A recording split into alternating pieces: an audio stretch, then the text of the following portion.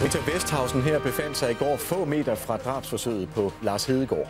Jeg går og rydder op derinde, og så lyder der et kæmpe brag. Og gerningsmanden, han er stadig på fri fod.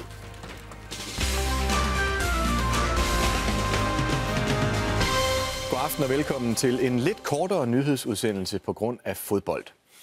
Politiet leder stadig efter den mand, der i går forsøgte at dræbe debattør og islamkritiker Lars Hedegaard. Vidneudsagn tyder på, at gerningsmanden færdedes omkring gerningsstedet i dagene op til, at han slog til. Politiet har fået et stort antal henvendelser, også fra beboere, der så manden flygte. Britta Vesthausen er Lars Hedegaards underbo. Skuddet faldt lige uden for hendes hoveddør. Jeg går og rydder op derinde, og så lyder der et kæmpe brag. Og det er jo klart, så stopper man op og tænker, hvad sker der her? Ude i opgangen lå patronen, der var affyret mod Lars Hedegaard. Jamen, det lå der. Og kort efter skuddet Lige der. blev Britta Vesthausen vidne til gerningsmandens flugt. Så ser jeg en person løbe forbi mine vinduer, fordi de vender den vej ud. Og han har rød jakke på, og så tænker jeg, at det kunne måske være en brevbombe. Også Steffen Juhl på den anden side af vejen så en mand løbe fra stedet. Han kom løbende ned der imellem hækkene, og så er der ikke ret mange skridt den vej der, og så op ad vejen, og han drønede afsted. 2 andre beboere på vejen, der ikke ønsker at stille op i tv, fortæller til TV2-nyhederne, at de både søndag og mandag lagde mærke til en mand i postjakke. De undrede sig, fordi han hverken havde postbil eller cykel med. Kasper Andersen har ruten til daglig. Jamen søndag, der er vi jo aldrig ude med post, så det er umuligt, at det er et postbud, der har været der. Der kan altså være tale om gerningsmanden, der har lusket rundt i området i dagene op til drabsforsøget. Politiet efterlyser flere vidner. Han beskrives af de vidner, som vi har set som lidt usønne, altså langskægget og med mørkt krøllet hår, og det er vi meget interesseret i, om der er andre, der har gjort observationer af lignende art. Drabsforsøget skete i går formiddags, da Lars Hedegaard åbnede for, hvad han troede var pakkeposten. Gerningsmanden affyrede et skud, men missede. Lars Hedegaard var i dag ikke i sin lejlighed og befinder sig ifølge politiet på et sikkert sted. Igen i dag blev gerningsstedet undersøgt.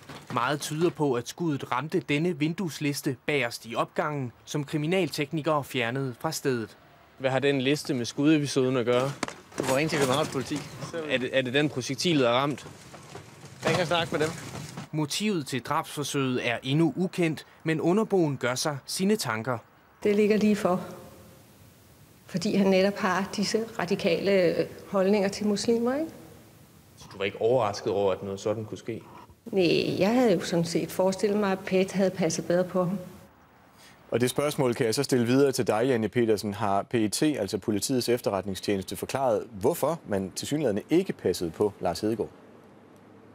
Politiets efterretningstjeneste vil hverken bede eller afkræfte, hvorvidt man har haft fat i Lars Hedegaard inden mordforsøget på ham kl. 10.21 i går. Og Lars Hedegaard selv har vi simpelthen ikke kunne komme i kontakt med i dag.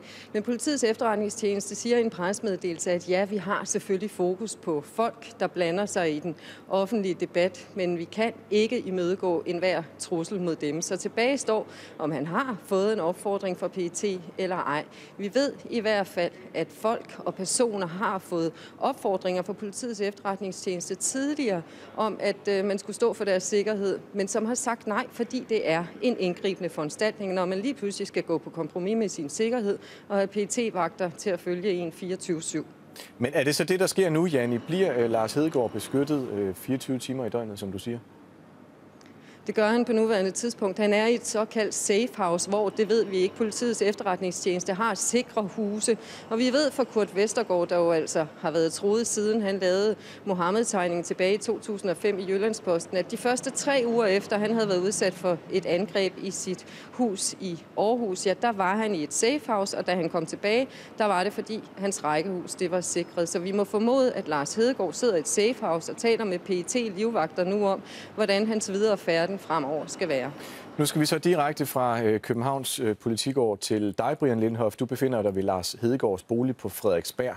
Hvad kan du fortælle derfra? Ja, for 10 minutter siden, der forlod 5 teknikere fra politiet. Det må man formode, de var i hvert fald. Det var 5 uuniformerede mænd. De forlod ejendommen herovre ved den dør, hvor skyderiet fandt sted. De kom cirka 5:15. De undersøgte lejligheden op, altså Lars Hedegaards lejlighed. Flere gange der så jeg dem henne i hjørnevinduet, altså det stuevindue, I ser i billedet nu, hvor de var henne med målebånd og måle op rundt omkring vinduerne. Der var adskillige blink fra en blitz, og så blev der taget særdeles mange noter derop, kunne jeg se hernede fra. Så politiet har været ude i en eller anden form for et ærne med at dokumentere noget i lejligheden. Hvad de præcis har foretaget, så har vi ikke kunne få svar på. Københavns politi har ikke ønsket at besvare vores spørgsmål i forhold til, hvad de foretog sig herinde. Så vidt vores dækning af attentatforsøget her i de korte 19 nyheder, meget mere kl. 20:20 og 22:00.